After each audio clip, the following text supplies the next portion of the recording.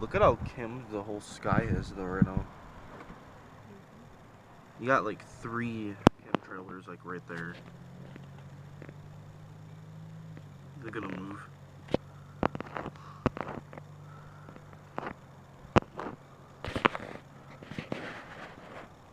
Ugh, look at that nastiness for real. Ugh.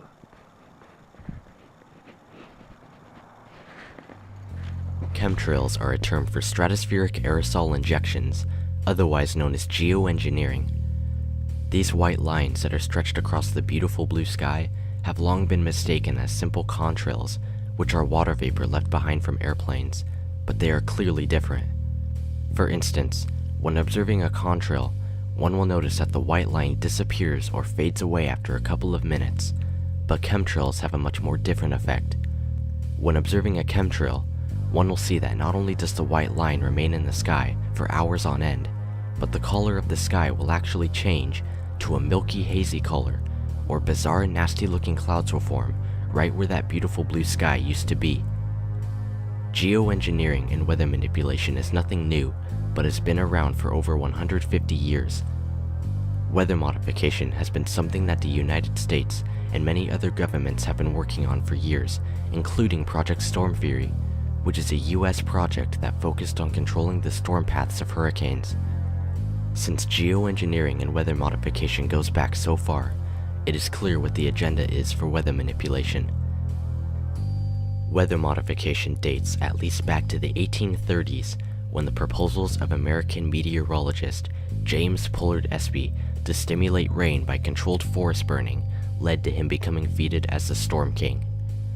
More recently, the US Project Storm Fury sought for 2 decades to modify the paths of hurricanes through seeding them with silver iodide. The Royal Society, Geoengineering the Climate.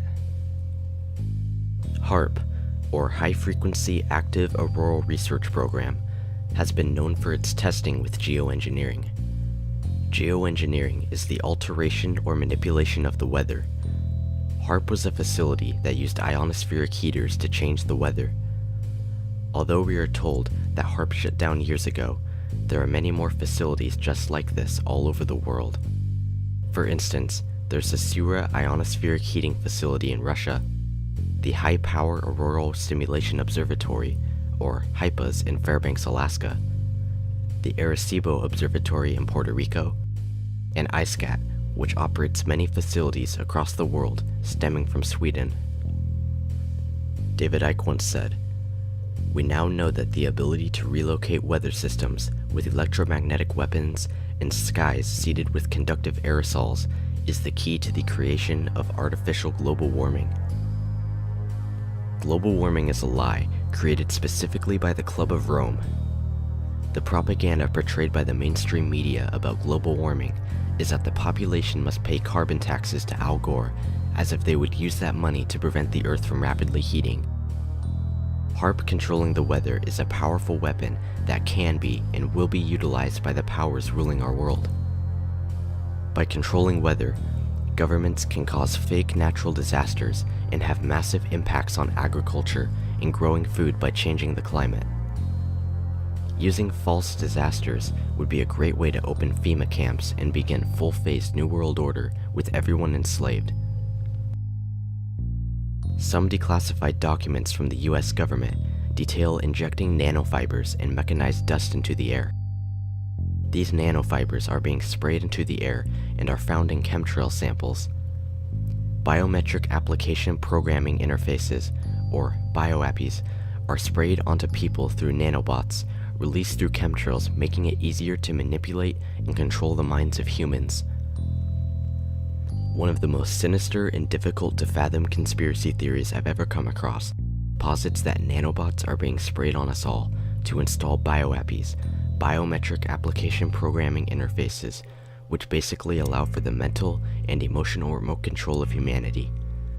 These nanofibers, which have already been found in several chemtrail samples and linked to Morgellons disease, work by attaching themselves to neurons or synapses and self-replicating until they have artificially encapsulated and rewired your brain. Eric Dubay, Atlanteanconspiracy.com. There have been declassified government documents proving the existence of chemtrails, yet it is still considered a crazy conspiracy theory. Yes, of course. I'm crazy for reading into government documents talking about injecting the air with poison. One document released by NASA in 2001 speaks of spraying small dust into the air, which is inhaled into the lungs. This is described as a new use of weaponry, which is totally legal. It says that this form of advanced warfare will take place at around 2025, but could it be happening before then? This form of weaponry could be being used right now by the military or secret projects. This document was released in 2001, and it's been over 15 years. This plan to use warfare by emitting chemicals into the air through spraying has been underway for a long time, and I do not doubt that this not only has been developed, but it is most likely what is being sprayed in chemtrails. Microdust weaponry, a mechanical analog to micron-sized mechanized dust, which is distributed as an aerosol and inhaled into the lungs. Dust mechanically bores into lung tissue and executes various pathological missions. A wholly new class of weaponry, which is legal. Dennis M. Bushnell, a NASA employee, Future Strategic Issues, Future Warfare, circa 2025. Chemtrails are indeed real, and geoengineering has been taking place for years and is an ongoing reality. Chemtrails are just a small fraction of what is being done to the populations of the world. Whether or not we are being sprayed for mind control or weather modification, we do know that the skies above our heads are being sprayed with chemicals.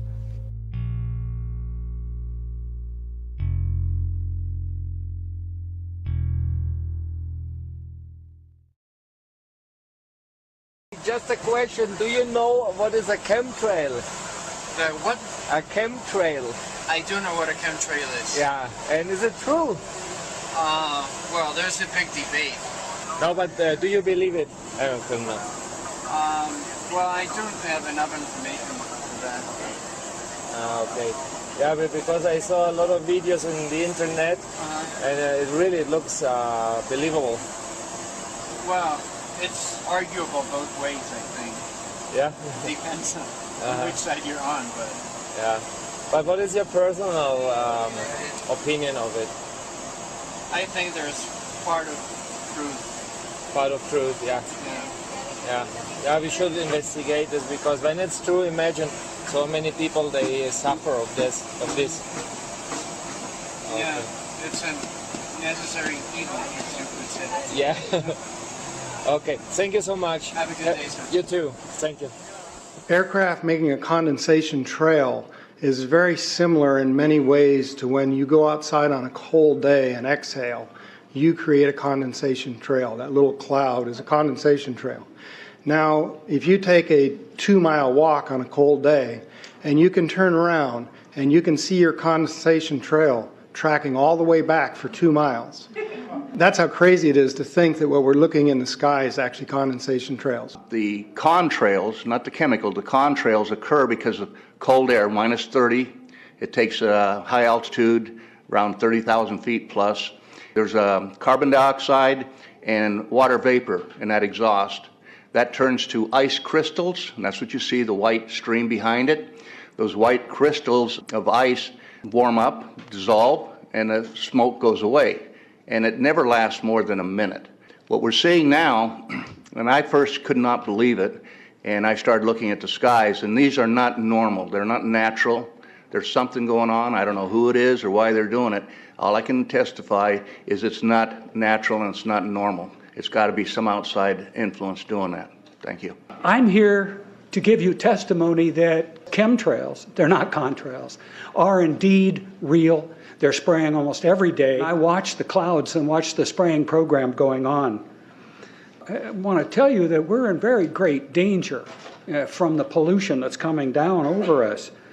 And we've been led astray by the military-industrial complex, and they're responsible for the cloud's creation and weather manipulation programs.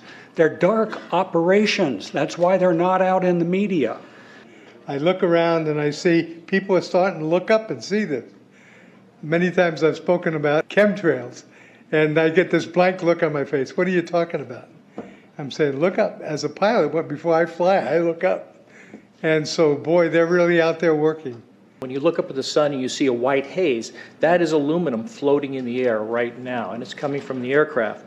There's a huge amount of aluminum being found because these sprays have aluminum, strontium, barium, manganese. And there's a lot of argument that aluminum is very common to be found. But aluminum is only common in a bonded form. It's not common in a free form, and we're finding high rates of free aluminum in the soil, which is not natural. The metal compounds that are being used are environmentally dangerous. We need to be monitoring them. We need to be testing them. Okay, these previous guys, I've watched exactly what they do, and yes, they are correct. I've seen exactly the same stuff, so ditto marks on those. You want some figures? Okay, latest water test, tested the rain. 13,100 micrograms per liter of aluminum in the rain in 2013. Normally, it should be 0. So 13,100 is pretty damn much, folks. It used to be 0, then it was 100s in the 2000s, and then since 2010, it's into the 1,000s and the latest 13,100. In the snow on Mount Shasta, pristine Mount Shasta, 61,000 micrograms per liter, 4 times the amount that is found in the soil up there. Where in the hell is this stuff coming from if it's not coming from the soil? We have clouds in the sky we've never seen before. Almost every day I'm seeing clouds I've never seen before. And NASA has been even named a few of these new clouds. And it's really interesting, but NASA is a corporation. I want you to know that. NASA has also conducted a research program in what they call metallized fuels. We're actually putting aluminum oxide right in the fuel because it has 2 atoms of aluminum and 3 atoms of oxygen. So during the combustion process, it releases all that oxygen and dramatically increases efficiency, but it leaves the aluminum in the air.